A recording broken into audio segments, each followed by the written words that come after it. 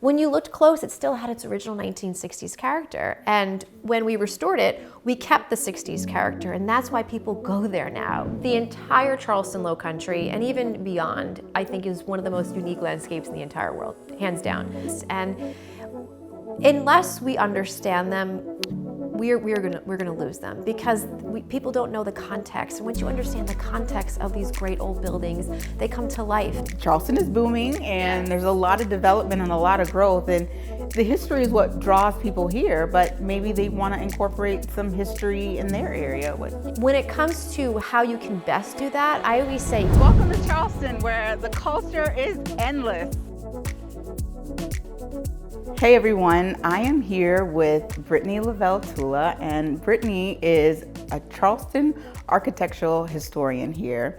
And I'm presenting her to you because she has tons of knowledge and experience with historic homes here in Charleston. Brittany has personally helped me with some family history, and I think that she will be able to give us some amazing info on the historic scene here in Charleston and how it relates to real estate. So, hey Brittany, thanks for being Janon. here. Thank you for having me. Awesome. So tell me a little bit about yourself and what got you started. So I'm originally from New Jersey, so I'm a transplant, like many people, I guess, in the Charleston area, but I came to Charleston for graduate school. So I have my master's in historic preservation from the Clemson program that is headquartered here in Charleston. But I've always grown up loving the city. My family and I would travel. We'd get in the car from New Jersey and drive all the way down to Johns Island and Kiowa. And so I kind of had that relationship with the city. I went to school, undergraduate at Elon University in North Carolina. So we would come to Charleston every now and then on a weekend, and it just solidified that the city is so unique and that I wanted to be a part of it. And I realized that my love for the city was really headquartered and surrounded really by the old buildings and the landscape. And so I went back to graduate school for historic preservation right here in the city. I worked a few years for bigger corporations and government consulting before starting my own historic research and consulting firm back here in Charleston. Awesome. So tell me a little bit more about the work that you do here in Charleston. So I specialize in humanizing old buildings for people. Beautiful. So in graduate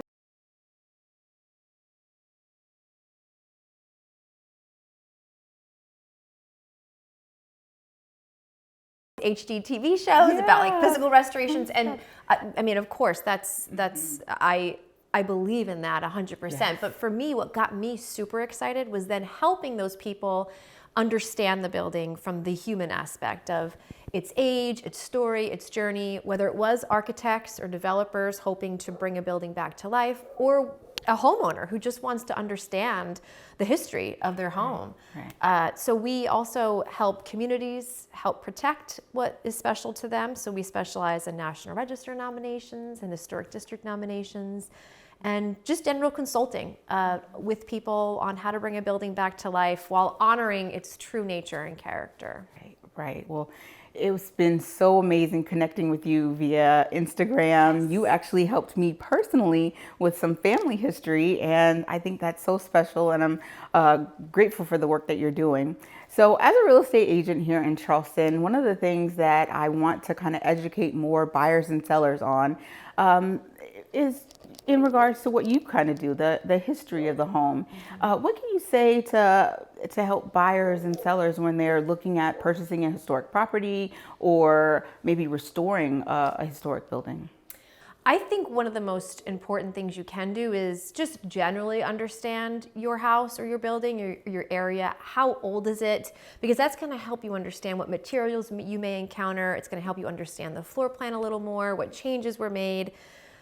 Also, here in Charleston, we know that this city, especially the peninsula, was full of canals and waterways. And so we see a lot of things happening in those neighborhoods that were infilled, and that these neighborhoods, especially on the western side of the peninsula, that were created in the late 19th and early 20th century by infilling marsh and waterways. And so I think it's really important people understand where those spaces are so they can expect flooding, tides, because Prepare. unfortunately, when you infill a creek and a canal, that water is going to come back up. Nature. But yeah, but if you're prepared, if you know, okay, I'm buying a house in a neighborhood that is susceptible to this because of its history of it being originally a waterway, Right. you can maybe begin to identify the red flags or manage your property better. So understanding the context, the neighborhood, and then again, that just helps you maybe understand the quirkiness and uniqueness Yes, of the house that's exactly. yours. Exactly. And working with a realtor like me can also help to make sure that you get great value and not go over your budget if there are repairs and things that are needed. So that's important information, and I really appreciate that. You mentioned a lot about downtown Charleston and the Charleston Peninsula. We know that that is definitely a big historic district, and there's been a lot of research and great information found there. But I have clients all over the Tri-County area. Are there any historic areas outside of downtown that are unique or special that people would want to know about? Yeah, everything. So the entire Charleston Low Country and even beyond, I think is one of the most unique landscapes in the entire world, hands down.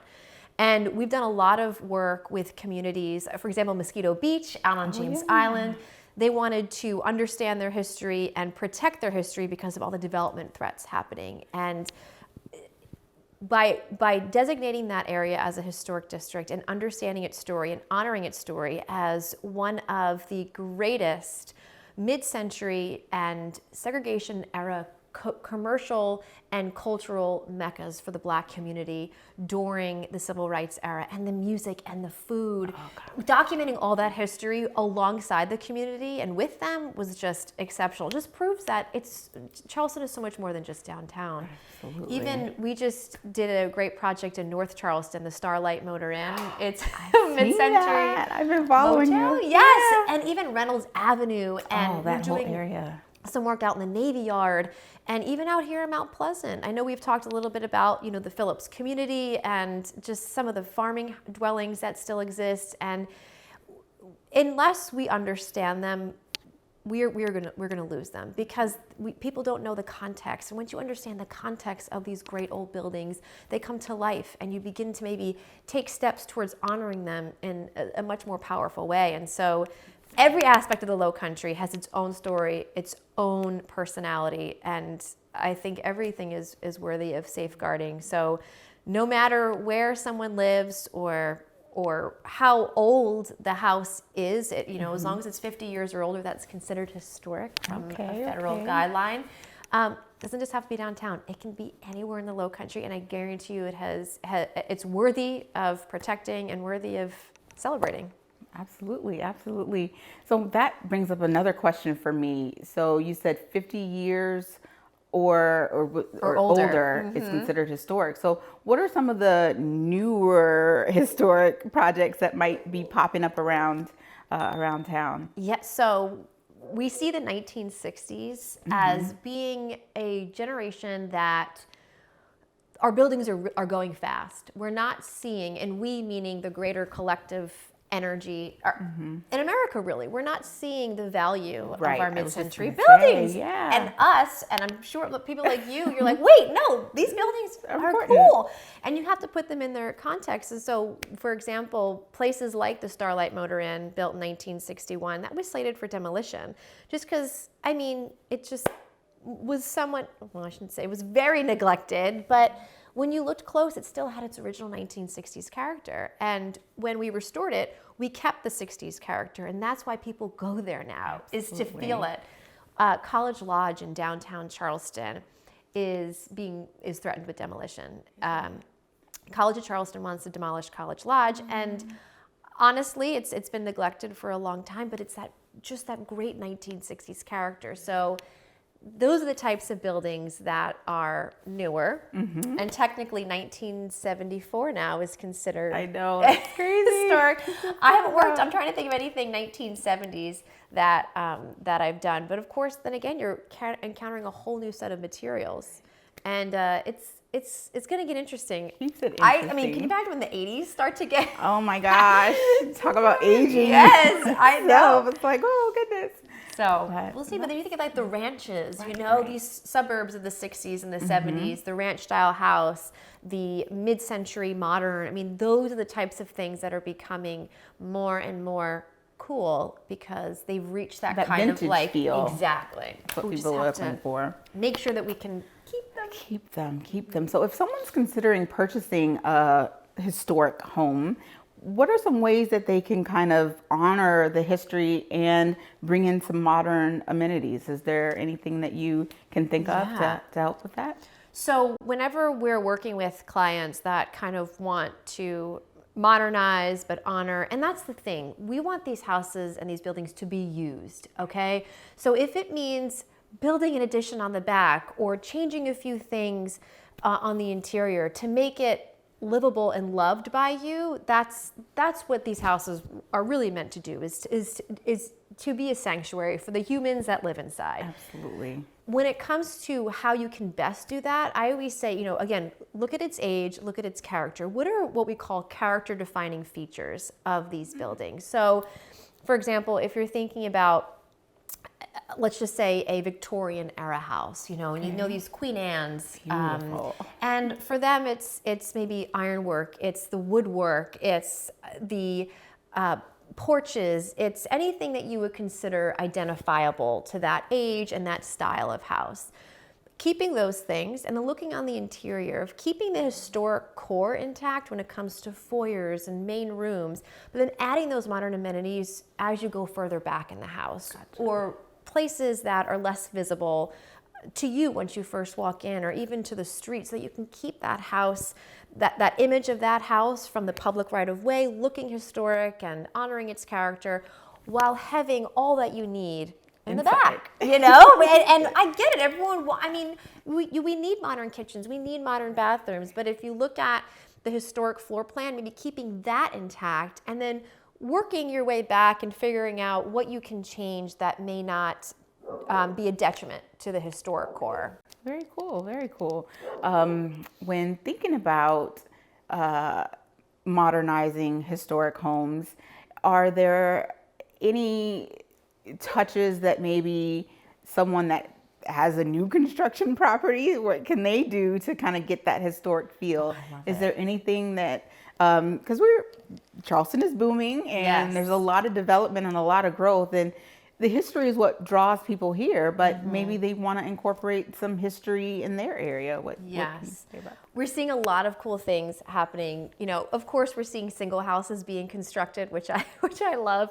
That tall, narrow with the side porch. And as long as those side porches are catching the breeze and they're not just for show, you want the side porch, the piazzas to be on the water side. I have seen, especially out on Daniel Island, actually, single houses being constructed with that same floor plan as you see downtown. That's amazing, and that's a typical typology in Charleston. I have noticed now what I think is so cool is the use of color and wallpaper happening everywhere. Absolutely. That whole white, bright, and light trend is going. We're going. We know, and now, it's no more. That the mixing of patterns and wallpaper and almost the dark colors, it's very Victorian era in a way of bringing that back. I also love now that we're seeing people adding paneling, chair rails and paneling to the interiors. What gets me though, I have to tell you, Janon, is when you see the shiplap, and it's like, why? Because typically, historically, the shiplap was used on the exterior, and it's an inferior, it's not like an elevated design at all. We don't know. That's interesting history to know. The shiplap, I don't know where it came from, but it's from a thing. Architectural history standpoint, it was really an auxiliary kind of working class finish, as is. What's interesting is the beadboard. You're seeing the beadboard. Typically, people use those in bathrooms, and a lot of working class, middle class homes had that. But now you're seeing really elevated homes having that kind of beadboard you would to the see, history. in the early 20th century or in the 20s, 30s, and 40s. So I think people are playing with a lot of older influences, and I love that. You even see in Mount Pleasant too of craftsman style houses going up. It's like, why recreate the wheel? We've had so many great styles, so many great designs in our history. Let's keep using them. Let's keep going. Let's keep going. So where do you feel history and historic preservation in Charleston. What's the direction for that right now? Do you see it continue to expand and grow? What are your thoughts? I think people are getting more and more into it, which is really cool. That's why you're here. Is that people are really into the old buildings. And you know what I think it is? I think it's less about the old buildings for people and more about the maintaining of character of a space in a neighborhood. Right? That We're seeing to it. all this development and people are beginning to think, well, wait a minute. I don't even recognize this space anymore or this community or this street. Different. Yeah, and so I think preservation is going, more and more people are catching on to it can be a community-based movement. Yeah, it can be house museums, which are amazing. It could be doing house histories. It can be restoring houses one by one, but it also can be helping communities protect what is most to them. And maybe that's the open space down the street. Right. Maybe that's the festival that honors the history. Maybe that's the older population and their oral histories. Stories. Yeah. Absolutely. Or maybe it's getting together and going to town council and saying, this is what means a lot to us and you're destroying it. You know? So it just, it just depends. And I think preservation now, historic preservation used to be a term that not many people knew much about. I know when I was first going to graduate school, people were like, what are you going to work in an art gallery? Are you going to be an art conservator? It's like, no, that's nothing to do. Right. And I think art history was always the term that people would understand. Associate it with. Exactly.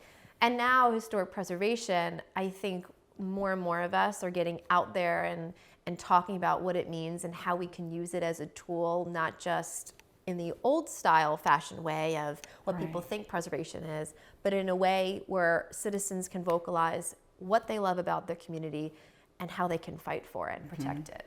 And I find it so important. That's why I'm speaking to you today from a real estate perspective, just because there's a lot of development. There's a lot of people that are moving here for the history, for the culture, and the two are kind of intertwined in a way. If you're going to preserve, you also need to understand the value and resale and things like that. Yeah. So I appreciate you 100%. Giving that information. Yes.